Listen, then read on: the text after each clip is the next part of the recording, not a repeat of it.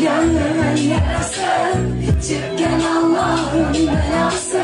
Kavuşmak öyle zor değil ki, sadece iki parmak arası. Susmaz gönlümün yarası, çık gel Allah'ın belası.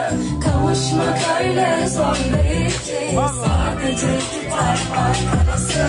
Yaram dilimden, gittin tutamadım elimden.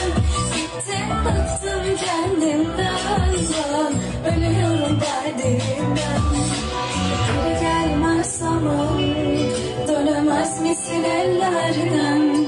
Söyle kim kahraman, düşemeyen dillerden. Geri gelmez zaman, aşk tutmaz elinden. Sen yoksan sevdiceğim, ah yaram derinden.